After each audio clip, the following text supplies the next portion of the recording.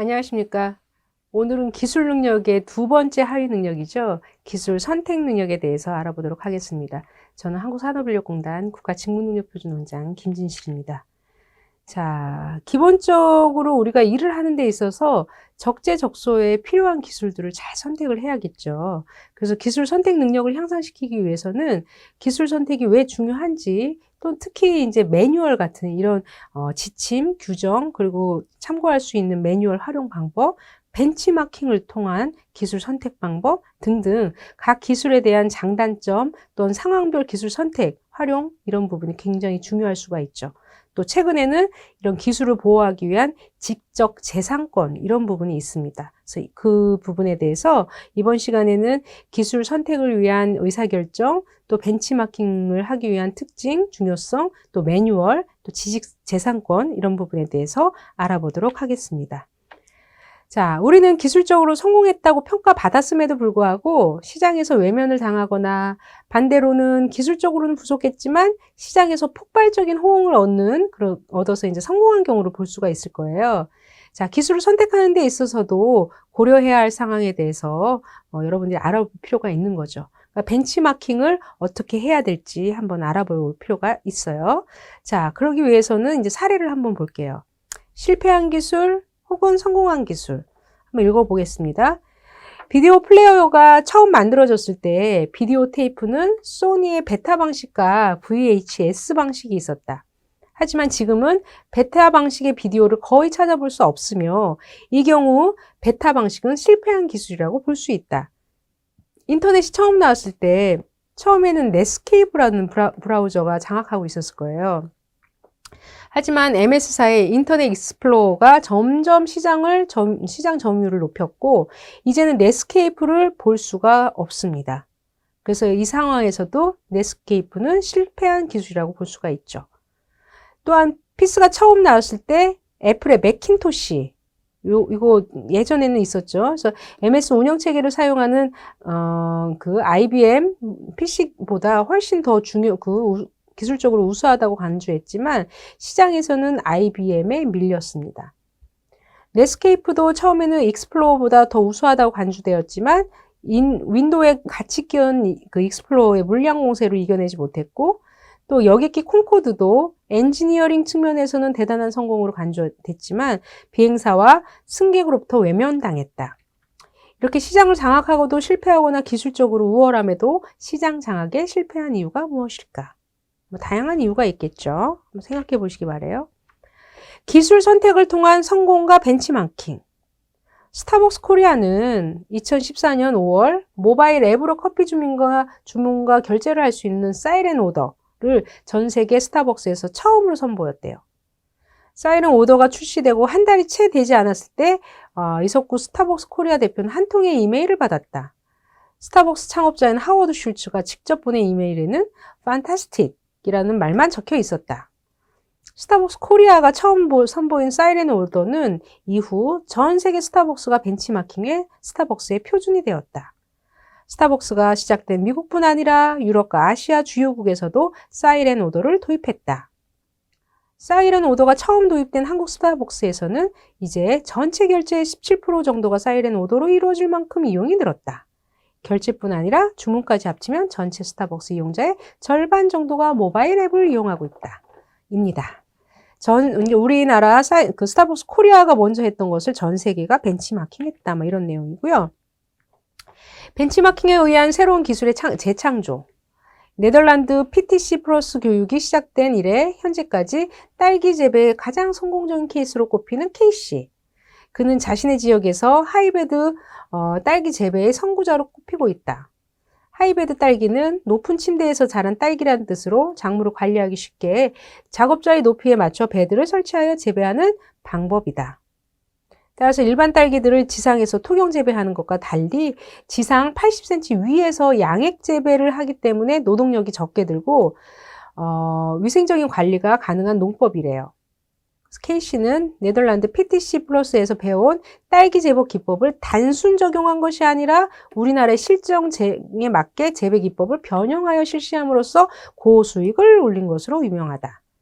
그는 수개월 동안 노력 끝에 네덜란드의 기후, 토양의 질 등과는 다른 우리나라 환경에 적합한 딸기를 재배하기 위한 배양액의 농도, 토질, 조도기간, 조도시간, 생육기간과 당도까지 최적의 기술을 연구함으로써 국내 최고의 질을 자랑하는 딸기를 출하할 수 있었다. 벤치마킹을 통해서 새로운 기술로 재창조한 캐시. 우리도 벤치마킹을 통해 더 나은 기술을 선택할 수는 없을까? 이런 사례입니다. 자, 앞에서 살펴본 사례는 기술을 선택할 때 어떠한 사항들을 고려했는지 직간접적으로 말씀이 나오는 거죠. 그래서 앞에서 살펴본 사례를 통해서 우리가 벤치마킹도 그대로 벤치마킹 할 수도 있고 아니면 그것을 우리나라의 상황에 맞게끔 재변형해서 벤치마킹, 또한 성공한 사례, 실패한 사례 이런 부분을 한번 여러분들이 활동해 보시기 바랍니다. 그래서 기술 선택에는 두 가지 방법이 있는데요. 일단은 기술 선택을 위한 의사결정이 첫 번째는 상향식, 그러니까 바텀업에서 이제 선택하는 의사결정이 있습니다. 그래서 기업 전체 차원에서 필요한 기술에 대한 체계적인 분석이나 검토라기보다는 일단 연구자들이 자체적으로, 연구자나 엔지니어들이 자율적으로 기술을 선택하는 것을 의미해요.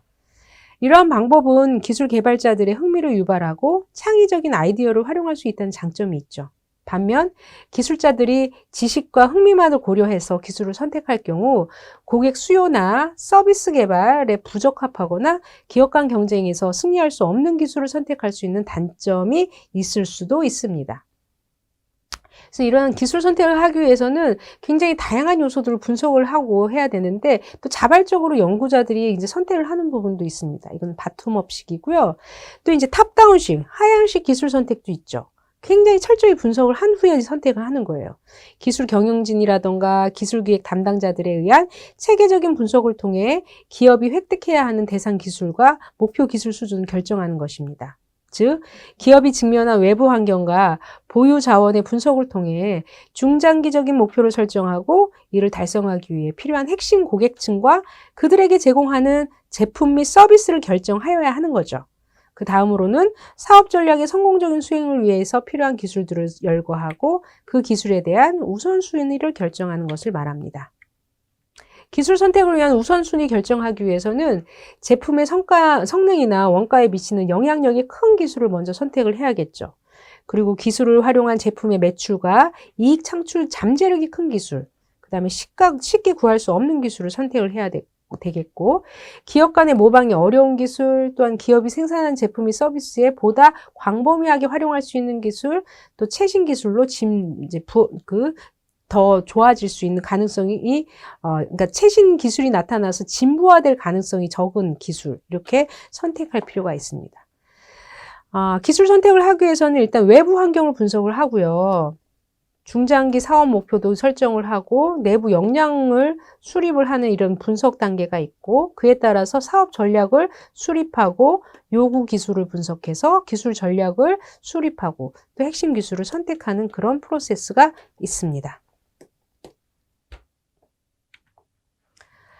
그리고 기술을 선택하기 위해서는 가장 많이 활용하는 게 벤치마킹이에요. 우선적으로 이제 모방은 창조의 어머니다, 뭐 이런 말도 들어보셨겠지만, 새로운 기술을 선택하는 경우 우리는 벤치마킹을 통해서 기술을 외부로부터 받아들이는 경우를 흔히 볼 수가 있죠. 그러나 벤치마킹은 외부로부터 단순히 기술을 받아들이는 것만이 아니라 자신의 환경에 적합한 기술로 재창출하는 것이 매우 중요합니다. 벤치마킹이란 뜻은 무엇을 뜻하는 것일까? 벤치마킹이란 특정 분야에서 뛰어난 업체나 상품, 기술, 경영 방식 등을 배워 합법적으로 응용하는 것을 의미합니다. 단순한 모방과는 달리 우수한 기업이나 성공한 상품, 기술, 경영 방식 등의 장점을 충분히 배우고 익힌 후 자사의 환경에 맞추어 재창조하는 것을 의미하죠.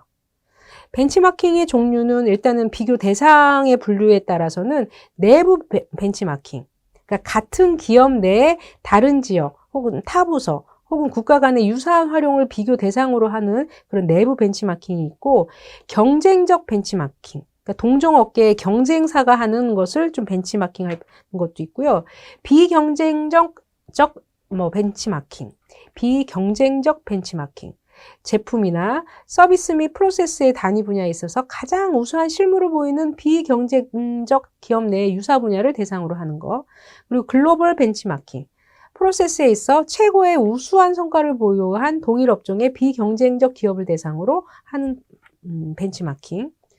그리고 수행 방식에 의해서는 직접적 벤치마킹, 또 간접적. 직접적은 직접 접촉하는 거예요. 보는 거예요. 직접 방문해서 수행하는 방법. 그 다음에 간접적은 뭐 인터넷이나 문서 형태의 자료를 통해서 벤치마킹 하는 방법이 있습니다. 그리고 이제 그 새로운 기술을 선택을 하기 위해서 또 선택하는 부분을 제대로 이렇게 체계화하기 위해서는 매뉴얼이라는 것이 필요하죠. 그래서 우리가 원래 매뉴얼의 기본적인 그 어원은 자동차의 수동식 변속 기어를 영어로는 매뉴얼이라고 합니다. 자동차의 매뉴얼, 즉 기어는 시동을 건 뒤 1단에서 출발하는 것이 가장 좋다. 내가 하는 일도 마찬가지다. 그래서 1단, 2단, 3단, 4단, 5단 이런 식으로 이렇게 착 매뉴얼에 따른 게 체계적으로 해야 된다. 이제 그런 게 어원인데요. 잘 나가는 기업에는 매뉴얼이 있다? 사례를 한번 살펴보시죠.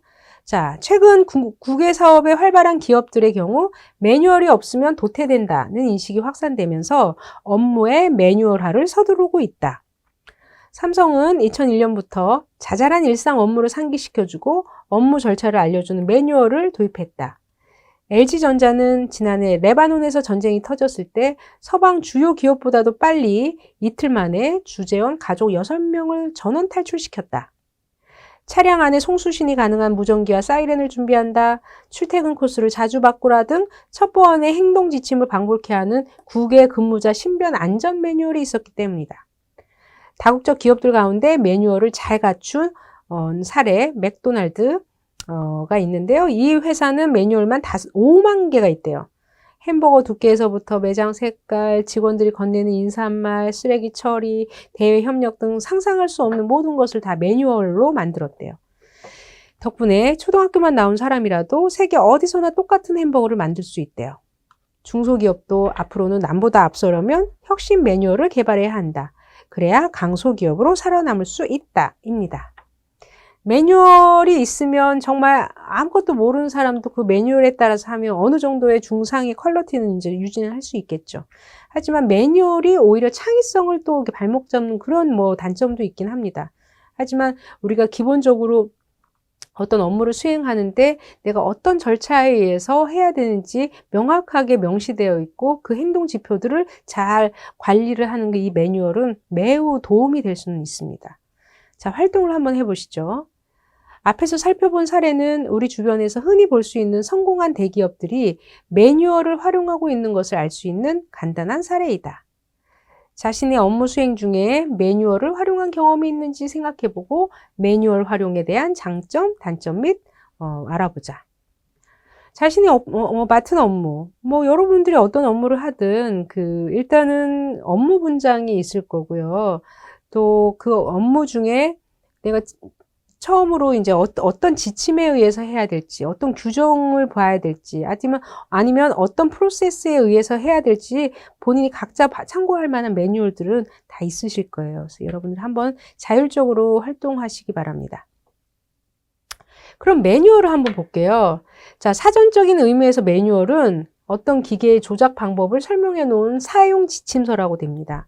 즉, 사용서, 설명서, 편람, 안내서를 의미하는데 군대에서는 교범을 뜻합니다. 자동차의 매뉴얼, 즉 기어는 시동을 건 뒤 1단에서 출발하는 것이 가장 좋다. 자신의 업무, 기업도 이와 마찬가지다. 아직 3단의 속도에 이르지 않은 채 3단 기어를 먼저 넣으면 무리가 따른다. 이 매뉴얼의 어원은 우리 자동차의 그 기어, 그것을 말하는, 수동 기어를 말하는 거죠. 자, 매뉴얼에는 어떤 매뉴얼이 있을까? 일단 제품 매뉴얼. 여러분들이 물건을 샀을 때 제일 먼저 사용 설명서가 이것도 매뉴얼일 수가 있는 거예요. 기능 설명이라던가 어떻게 조립할지, 또 유지 보수, AS는 어떻게 해야 할지. 또 업무 매뉴얼. 어떤 일을 어떻게 해야 되는지, 이런 고객을 만났을 때 응대 방식은 어떻게 해야 할지, 고객 응대 매뉴얼 등등 이런 일을 하는데 지켜야 될 규칙이라던가 절차 이런 부분이 나온 업무상 매뉴얼이 있고 뭐 다양한 매뉴얼들이 있겠죠. 이 매뉴얼 작성을 하기 위해서는 일단은 정확해야 돼요. 내용이. 애매모호한 단어 사용 금지해야 되고 또 사용자가 알기 쉬운 문장으로 쓰여져야 돼요. 그러니까 작성자가 알기 쉬운 말이 아니라 사용자, 이 매뉴얼을 사용하는 사람이 알기 쉬운 문장으로 쓰여야 하고, 또한 수동태보다는 능동태, 뭐뭐 하여야 한다, 뭐뭐 한다, 뭐뭐 해줘야 한다, 하여져야 한다가 아니라 그 다음에 단정적으로 표현을 하고 추상적 명사보다는 행위 동사를 사용해야 합니다. 그리고 사용자에 대한 심리적 배려가 있어야 합니다. 어디서, 누가, 무엇을, 언제, 어떻게, 왜 라는 사용자의 질문들을 예상하고 사용자에게 답을 제공해야죠. 이때 이런 질문이 나왔을 때는 어떻게 답변을 해야 될지, 또한 빨리 외울 수 있도록 배려하는 것도 필요하고요. 또한 사용자가 찾고자 하는 정보를 쉽게 찾을 수 있도록 해야 돼요. 그리고 사용하기 쉬워야 돼요. 사용자가 보기 불편하거나 보기 불편하게 크다거나 작거나 복잡한 구조, 일부 전자 매뉴얼처럼 접근하기 힘들다면 매뉴얼의 효용성은 많이 떨어지겠죠. 자, 이제 최근에는 이제 기술을 보호를 해줘야 돼요. 어떻게? 권리로서, 법적인 권리로서. 그것을 우리가 지적 재산권, 지식 재산권이라고 합니다. 기술은 발명의 과정을 거쳐 지금까지 세상에 없던 것을 처음으로 만들어내는 지적 활동을 수행하죠. 특히 산업활동에서는 이러한 지적 활동으로부터 발생하는 다양한 산업재산권에 대한 권리와 그에 따른 재반 재산권 보호를 받는 방법에 대해서 알아야 할 필요가 있습니다. 지식재산권에는 이등은 없다? 지식재산권은요, 무형의 자산으로 최근 급속한 정보, 통신, 교통 발달과 더불어 전 세계로 쉽게 전파되어 다국적 기업화 등 각국 경제의 상호관계 촉진에 기여하고 있습니다. 중요한 것은 지식재산권 분야는 먼저 등록하고 권리를 취득한 사람이 절대적으로 유리한 고지에 선다는 점이죠. 1시간 빠른 특허 추론으로 권리를 획득한 것은 알렉산더 그레햄 벨의 전화기 발명 사례가 좋은 예이다. 사실은 벨이 전화기를 발명하기 얼마 전에 이미 필립 라이스라는 사람이 전화기 발명에 성공했었대요. 라이스는 전화기 발명에 대한 실험을 성공하였으나 그의 발명품은 인정을 받지 못했고 결국 라이스의 죽음과 함께 사장되고 말았다. 그로부터 2년 뒤 엘리사 글레인과 알렉산더 그레햄 벨이라는 두 명의 전화기 발명가가 나타났다. 벨은 전동판과 전자석의 연결에 따라 소리를 전류로 바꾸어 전할 수 있다는 아이디어로 전화기를 발명하여 워싱턴의 특허청에 특허를 출원하였다. 1876년 2월 15일 오후 1시의 일이었다. 그런데 우연하게도 또 다른 전화기의 발명가 엘리사 글레인 역시 바로 그날 전화기의 특허를 출원하러 특허청에 갔었다. 그러나 벨의 특허 출원이 1시간쯤 빨랐다는 특허청 접수기의 증언에 따라 벨에게 특허가 돌아갔다. 이처럼 지식재산권에서 2등은 없다. 예, 깔끔합니다. 자, 우리 주변에서 볼 수 있는 지식재산권의 사례를 한번 찾아봅시다. 입니다. 자, 지식재산권, intellectual property라고 해서 지식재산권은 인간의 창조적 활동 또는 경험 등을 통해 창출하거나 발견한 지식, 정보, 기술이나 표현, 표시, 그 밖에 무형적인 것으로서 재산적 가치가 실현될 수 있는 지적 창작물에 부여된 권리를 말합니다. 지적 소유권이라고도 하죠. 지식재산권의 특징은 다음과 같은 특징이 있죠. 첫째, 국가 산업 발전 및 경쟁력을 결정짓는 산업 자본입니다. 둘째, 눈에 보이지 않는 무형의 재산입니다. 셋째, 지식재산권을 활용한 다국적 기업화가 이루어지고 있습니다. 넷째, 연쇄적인 기술 개발을 촉진하는 계기를 마련해주고 있습니다. 그래서 산업재산권에는 뭐 특허나 실용신안, 의장, 상표권 이런 거 산업재산권이라고 하고 있고요. 협의 저작권, 저작 인정권 뭐 이런 식으로 저작권들이 있습니다. 그리고 신지식 재산권이라고 해서 반도체 집적 회로 배치 설계, 생명공학, 식물, 신품종 이런 첨단 산업 저작권이 있고 컴퓨터 프로그램이나 인공지능, 데이터베이스 산업 저작권이 있고요. 영업 비밀, 멀티미디어, 뉴미디어 이 정보 재산권이 있습니다.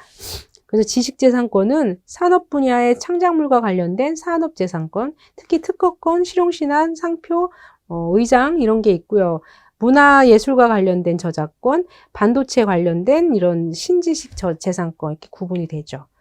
특허권은요, 발명한 사람이 자기가 발명한 기술을 독점적으로 사용할 수 있는 권리죠. 특허는 설정 등록일 후 출원일로부터 20년간 권리를 인정받을 수 있고요. 특허의 요건으로는 발명이 성립되어야 되고 산업상 이용 가능해야 되고 새로운 것으로 진보된 발명이어야 되고 법적으로 특허를 받을 수 없는 사유에 해당되지 않아야 됩니다. 그리고 실용신화는요, 약간 특허보다는 약간 이제 기술적 창작 수준이 소발명인 정도로 실용적인 창작, 고안을 보호하기 위한 제도입니다. 그리고 의장권은 뭔가 이쁜 거, 멋진 거, 신미성, 아름다운 것을 관련된 그 물품의 외관의 미적인 감각을 느낄 수 있도록 하는 디자인과 관련된 거고요. 의장의 보호기간은 설정 등록일부터 15년이래요.